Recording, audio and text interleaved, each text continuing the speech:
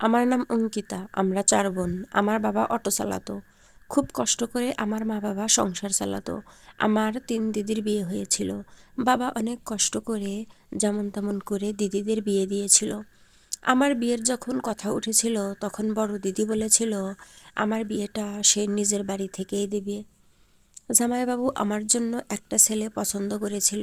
ছেলেটি ভালো টাকা আয় করত। বাবা প্রথমে ভেবেছিল এত বড়লোক ঘরের একটা ছেলে হয়তো আমার মেয়েকে পছন্দ করবে না। ছেলেটির মা ছিল না, 3 দিদি ছিল ও বাবা। ছেলেটির দিদি আমাকে পছন্দ করে তার ভাইয়ের জন্য। বিয়ে হয়ে আমি চলে আসি শ্বশুরবাড়ি।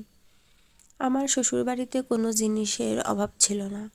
বিয়ের আগে আমার স্বামী বলেছিল ওনার বাবা অসুস্থ, তাই ঘরের মধ্যে সারাদিন থাকে, ঘর থেকে বাইরে বেরোয় না।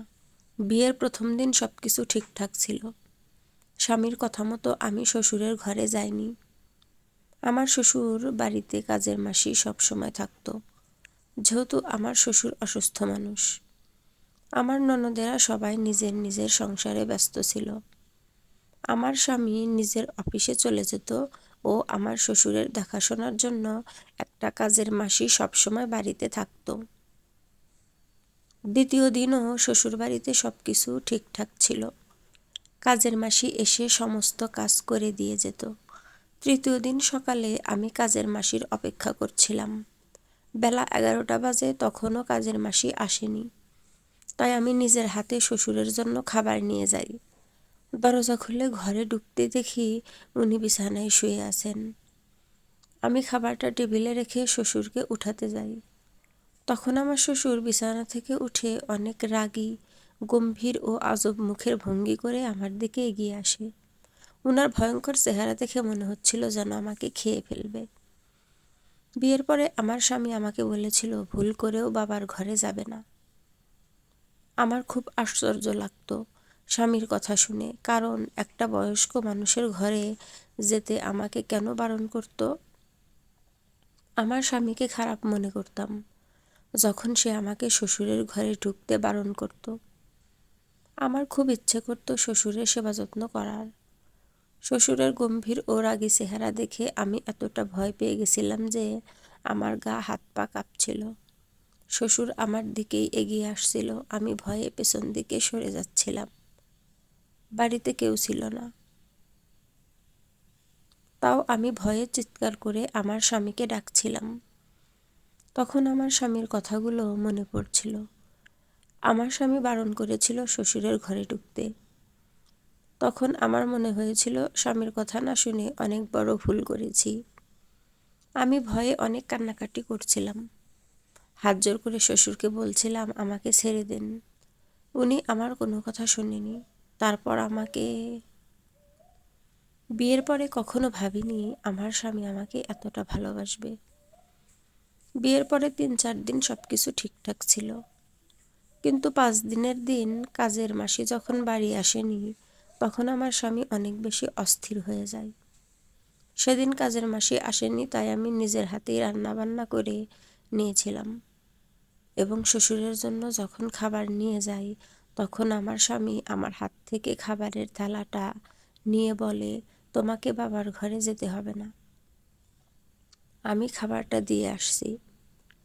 প্রথমে ভাবতাম আমি বাড়ির নতুন বউ, তাই হয়তো আমার বর আমাকে খুব বেশি কাজকর্ম করতে দেয় না ও তার বাবার সেবা যত্ন করতে দেয় না।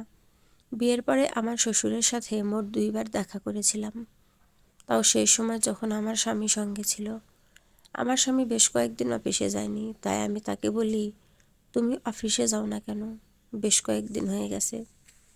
তখন সে আমাকে উত্তর দেয় তুমি এই বাড়িতে একা থাকো, যতদিন না একটা নতুন কাজের মাসির খোঁজ পাই ততদিন তোমাকে একা ছেড়ে অফিসে যাব না। আর বাবার সেবা যত্ন ও বাড়ির সমস্ত কাজ তুমি একা হাতে সামলাতে পারবে না। স্বামীর কথা শুনে আমি খুব খুশি হয়েছিলাম, কারণ সে আমাকে খুবই ভালোবাসতো।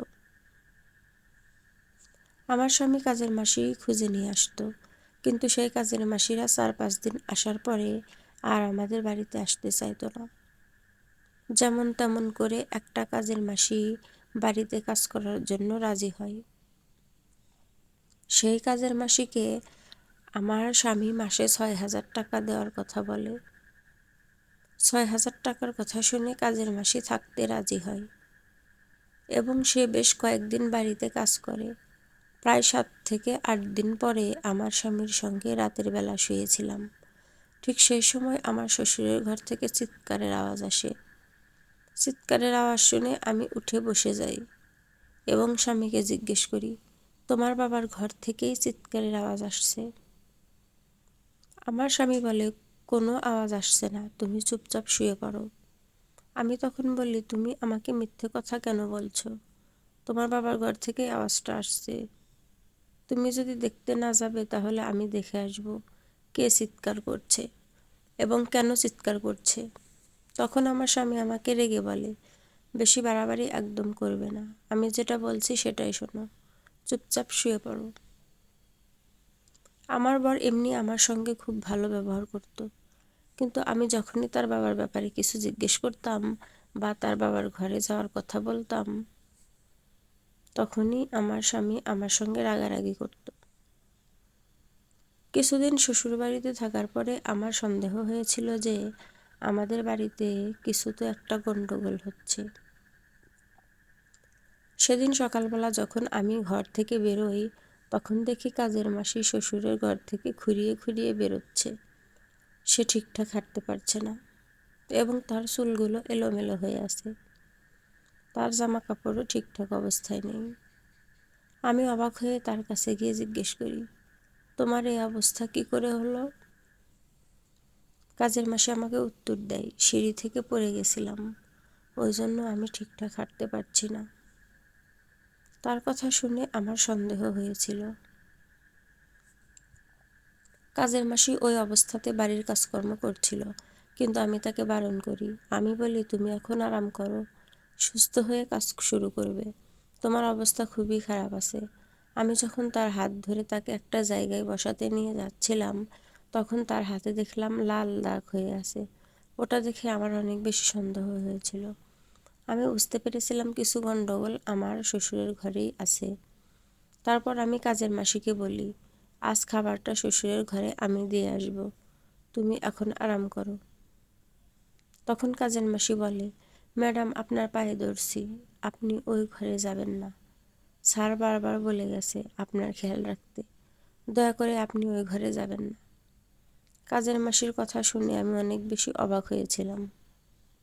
আমি বুঝতে পারছিলাম আমার স্বামীর মতোই সেও কেন বারবার আমাকে শ্বশুরের ঘরে যেতে বারণ করছিল। এইসব দেখার পরে আমার সন্দেহ আরও বেশি বেড়ে যায় আমার শ্বশুরের প্রতি। বরের বাড়ি আসার পরে আমি বরকে কাজের মাসির ব্যাপারে সমস্ত কথা বলি। স্বামী তখন আমাকে রেগে বলে, তুমি ওই সব নিয়ে কেন বারবার মাথা ঘামাচ্ছ? তোমাকে আমি এর আগেও বলেছি বাবাকে নিয়ে অত বেশি মাথা ঘামানোর দরকার নেই। আর কাজের মাসি হয়তো মিথ্যা বলছে, তার বাড়িতে হয়তো তার স্বামী তাকে মেরেছে, আর তোমাকেও মিথ্যা কথা বলছে, এটাও তো হতে পারে। তাই তুমি ওইসব নিয়ে একদম মাথা ঘামাবে না, তুমি নিজের কাজ নিয়ে ব্যস্ত থাকো। একদিন কাজের মাসির আসতে অনেক দেরি হয়ে যায়। আমার বর তখনও বাড়িতেই ছিল। আমি তাকে বলি শ্বশুরকে ওষুধটা দিতে হবে, আর কাজের মাসি এখনও আসেনি, তাই আমি ওষুধটা দিয়ে আসছি।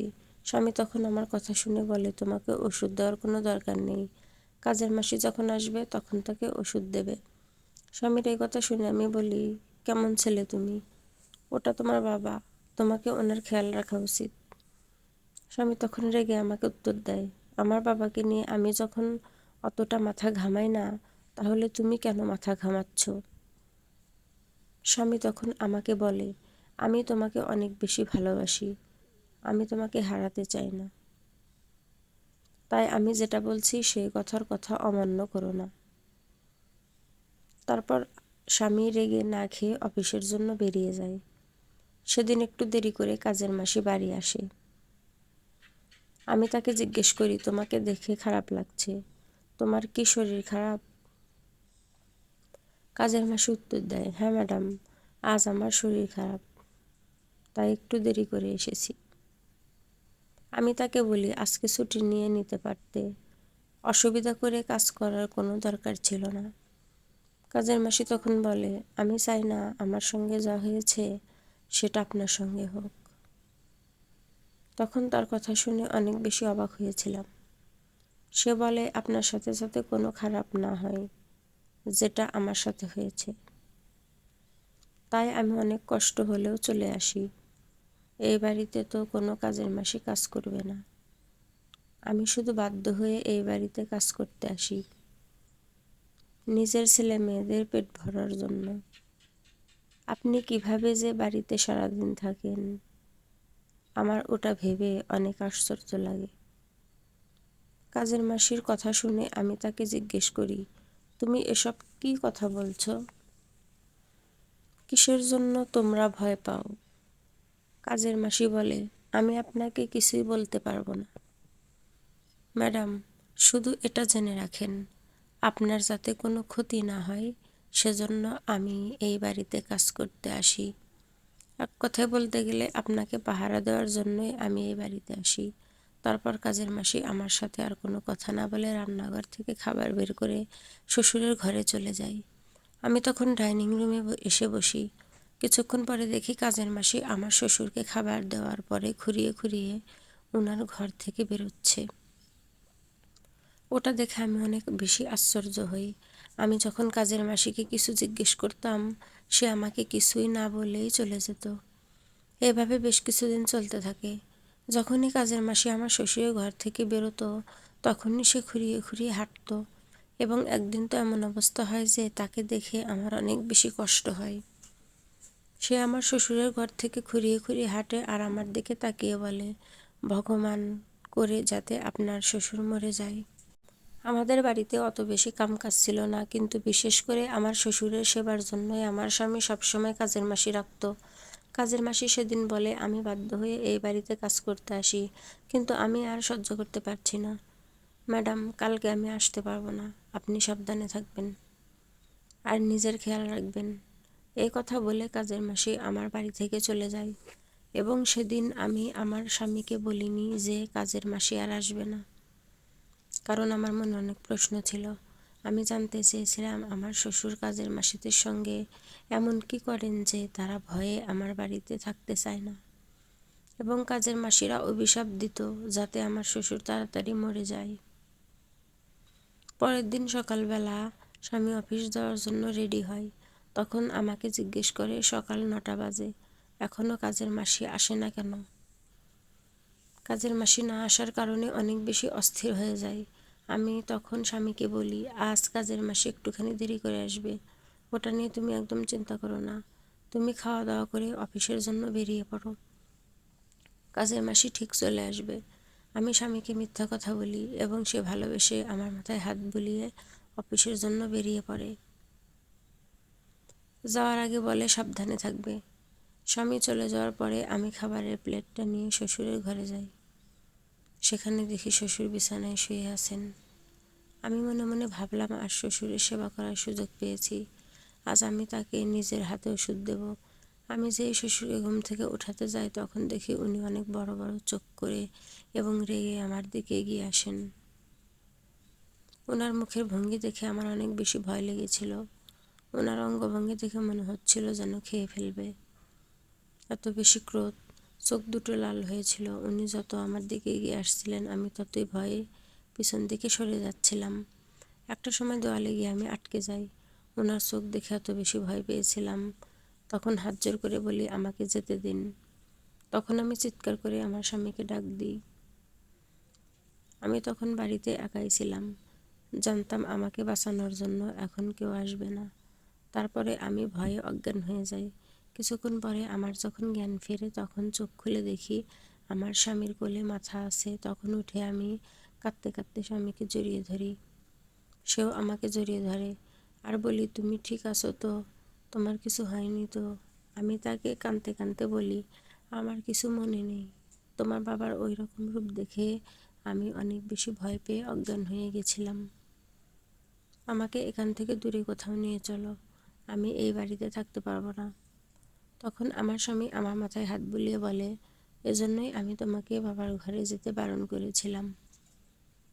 কিন্তু তুমি আমার একটাও কথা শোনোনি।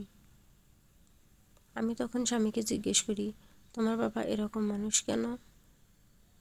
স্বামী তখন মাথা নিচু করে বলে, আমার বাবার এখন মাথা খারাপ হয়ে যাওয়ার মতন অবস্থা হয়ে গেছে, কারণ আমার বাবা কোনো মহিলাকে সহ্য করতে পারতো না। আমার মা আমার বাবার জন্যই আত্মহত্যা করেছিল, কারণ আমার বাবা খুব অত্যাচারী মানুষ ছিলেন। আমার মায়ের উপর অনেক মারধর করতেন। আমার দিদিরাও এইসব কারণের জন্য বাবার সঙ্গে কোনো সম্পর্ক রাখেনি। ছোটবেলাতে দিদিদের ওপরেও অনেক অত্যাচার করত, মারধর করত। আমি এ কারণে বাবাকে পছন্দ করি না। আমার বাবার জন্য আমার মা আজ এই পৃথিবী ছেড়ে চলে গেছে। বাবা এত বেশি অত্যাচার করতো মায়ের উপরে, মা বাধ্য হয়ে আত্মহত্যা করে। মায়ের আত্মহত্যার পরে বাবা প্রত্যেকদিন রাতে মায়ের স্বপ্ন দেখত, আর সকাল হলেই বলতো সে আমাকে মেরে ফেলবে। বাবা এত বেশি ডিপ্রেশনে চলে যায় যে তার এখন পাগলের মতন অবস্থা হয়ে গেছে। যারা অত্যাচারী লোক, ভগবান তাদেরকে হয়তো এভাবে শাস্তি দেয়। যে লোকগুলো মেয়েদেরকে লাচার এবং দুর্বল মনে করে, তাদের উপর অত্যাচার করে, সেসব মানুষকে আমি ঘৃণা করি। আমি লজ্জায় তোমাকে এই কথাগুলো বলিনি। আমি জানতাম এসব জানার পরে তুমি আমার বাবাকে ঘৃণা করবে এবং ভয় পাবে। এসব বলার পরে আমার স্বামী আমাকে জড়িয়ে ধরে কাঁদতে থাকে। তখন আমি তাকে বুঝিয়ে বলি, যতই হোক উনি তোমার বাবা। তারপর দিন দিন আমার শ্বশুরের অবস্থা খুবই খারাপ হতে থাকে। ওনার অবস্থা এতটাই খারাপ হয়ে যায় যে বাড়িতে উনি যাকেই দেখতেন তাকে মারধর শুরু করতেন, এবং কোনো জিনিসপাতি দেখলে ভাঙচুর শুরু করতেন।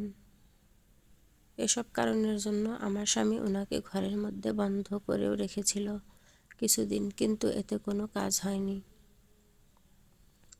তারপর উনি নিজেকেও ক্ষতি করতে লাগলেন, যা পেতেন তাই দিয়ে নিজের শরীরে আঘাত করতেন। এসব দেখার পরে আমার স্বামী নিজের বাবাকে মেন্টাল হসপিটালে ভর্তি করে দেয়। আমরা ভেবেছিলাম শ্বশুরকে ওখানে রাখার পরে হয়তো সুস্থ হয়ে বাড়ি ফিরবে, কিন্তু উনি এত বেশি অত্যাচার করেছিলেন নিজের বউ ও বাচ্চাদের উপরে, যেটার শাস্তি হয়তো ভগবান ওনাকে দিয়েছেন। পাগলাগারদে ভর্তি করার 1 বছর পরেই উনি মারা যান। তারপর আমি আমার স্বামীর সঙ্গে সুখে জীবন কাটাই। বন্ধুরা, আজকের গল্পটা এখানেই শেষ করছি। গল্পতে কোনো ভুল ত্রুটি থাকলে ক্ষমা করবেন। গল্পটি ভালো লাগলে অবশ্যই লাইক, শেয়ার, সাবস্ক্রাইব করতে ভুলবেন না।